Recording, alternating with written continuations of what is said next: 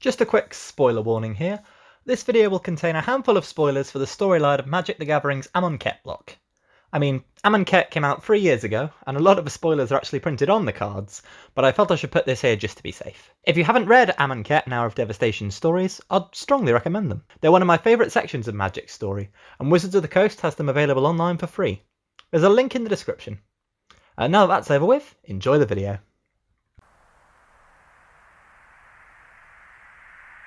When the second sun rests between the horns on the horizon, so begins the hour of revelation, then the hour of glory, the hour of promise, and finally the hour of eternity. All questions will be answered during the hour of revelation. In the hour of glory, the gods and the untested will prove their worth before the god Pharaoh. When the hour of promise arrives, the god Pharaoh will tear down the Hekhma, for its protection will be needed no longer. When all doubts have melted away, the worthy will meet the hour of eternity and earn a place at the god Pharaoh's side.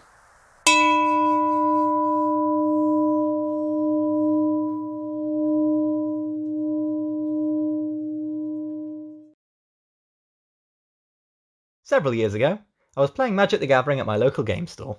It was a standard tournament, and I was piloting... I don't actually remember. Something stupid. Let's say Cat Tribal. Yeah, that was a theme in Amonkhet. Let's go with that. My opponent was playing a blue and white control deck. The game's unfolding, and several turns in, they play a sorcery card that caught my attention. Approach of the Second Sun. The card caused them to gain 7 life, and got placed back into their deck 7th from the top. Not an immediately impactful, or even a terribly useful effect, but the card also bore another clause. If my opponent played Approach of the Second Sun again, whether it was the version they'd just played before it tucked itself away 7 cards deep, or another copy hiding somewhere in their deck, they'd win the game. I spent the next few turns desperately attempting to rush them down to 0 life with my Prowling Serpapard, but it was no use. They played Approach of the Second Sun a second time and carried the game. I've had many memorable games of Magic the Gathering, but this one in particular has always stuck in my mind. This is because not only did the game I'd just played accurately recreate a part of Magic's storyline, well, apart from all the cats frolicking around and getting countered, but it went deeper. It recreated how that particular story beat felt to the characters involved, for both me and my opponent. During the storyline of Amonkhet, the Gatewatch arrive on the desert plain. They were just on Kaladesh, where they faced off against Tezzeret, an agent of Nicol Bolas, a malevolent dragon planeswalker with dark designs for the multiverse. They decide to take the fight directly to Bolas by pursuing him to Amonkhet, a plane he has supposedly corrupted. They expect the plane to be a desolate hellscape, and for its populace to be living in cowed fear of a draconic tyrant. Instead, they find the beautiful city of Naktamun, an oasis protected from the harshness of a desert world by a magical barrier called the Hekhma. Naktamun is home to a gleeful populace who willingly worship Bolas as their god pharaoh and devote themselves to training so they might be worthy of earning a place in their afterlife at his side.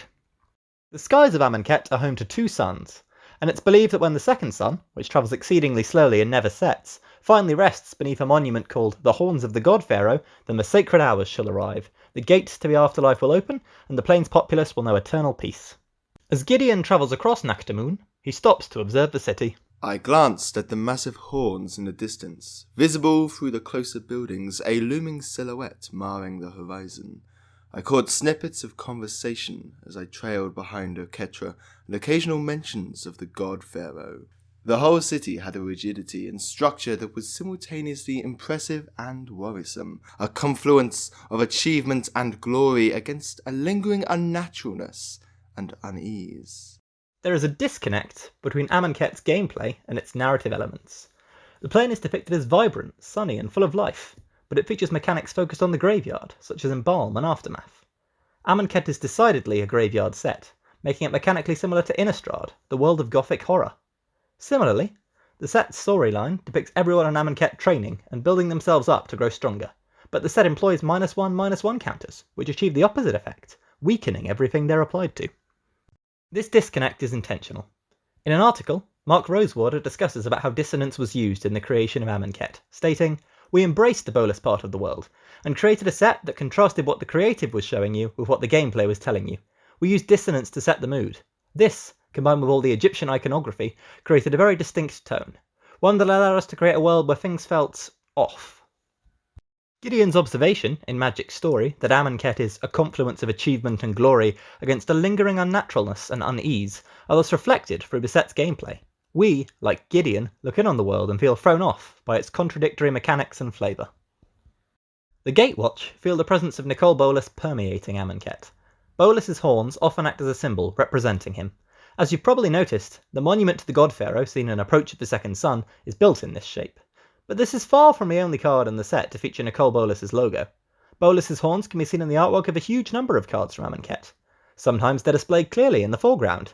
Sometimes they're tucked away in the background. Sometimes something else coincidentally seems to take their shape. But Bolas's horns are always there, a lurking presence, reminding us, as they remind the Gatewatch, that this is his world, and that his return is imminent. When Hour of Devastation was released, Bolas's presence went from an ever-present background element to an overt and clear motif of the set. Bolas's horned icon serves as Hour of Devastation's set symbol, and of course, Nicol Bolas the God Pharaoh was printed. Along with Nicol Bolas the Deceiver, a terrible Planeswalker deck version of him. Bolas's arrival delivers the promised hours. However, they're rather more morbid than the accounting of the hours portrayed them, whilst still technically following the prophecy's script. They're a series of deadly ordeals inspired by the biblical plagues unleashed upon Egypt. All questions are answered in the Hour of Revelation, namely that the God Pharaoh and his promised afterlife are both deceptions. In the Hour of Glory, the gods and the untested attempt to prove their worth to the God Pharaoh, meaning that they're killed by Bolas and his minions. In the Hour of Promise, the Hekhma is torn down, just as prophesied. And in the Hour of Eternity, the worthy do indeed take their place at the God Pharaoh's side, as an army of zombified eternal soldiers. Finally, the titular Hour of Devastation, from which the set derives its name, occurs. Naktamun is destroyed, and the Gatewatch are defeated and scattered across the multiverse. And thus the sun reached its zenith behind the horns of the God Pharaoh, and the promised hours began. And the last of the people of Amonkhet fell to their knees, and there was much gnashing of teeth for fear of what was coming in the world, and wailing from babes and children. And the gods did mark the moment with solemnity, all as foretold.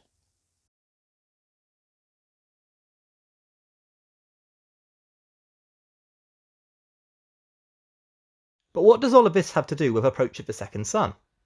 Well, Approach of the Second Sun is both a very evocative card, but also a piece of a much larger tapestry, telling a much bigger story. By placing Approach of the Second Sun in the context of the other cards in the set, we're able to appreciate the message it's trying to send more clearly. As we discussed, Amonkhet is a set based around the theme of dissonance.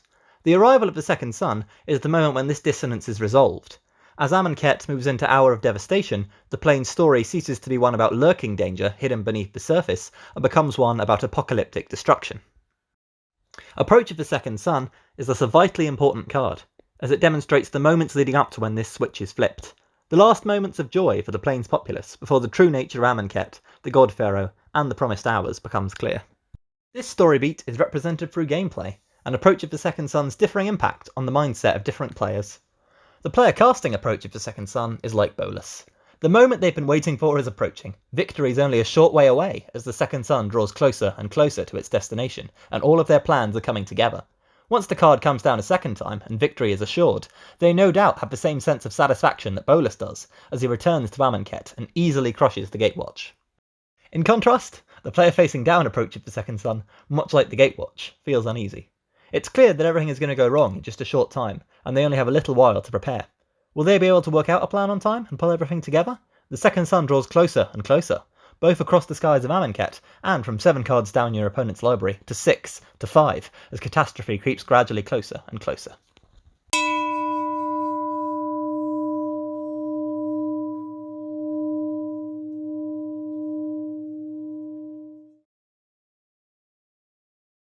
Alright, thank you for watching, and a big thanks to my friends Ellen and Alex for lending me their voices in this video. This has been a bit of an experimental project, and I'd be keen to hear back what you thought about it. Did you enjoy this Vorphacy exploration of how cards and their mechanics can be used for storytelling, or do you prefer my usual content?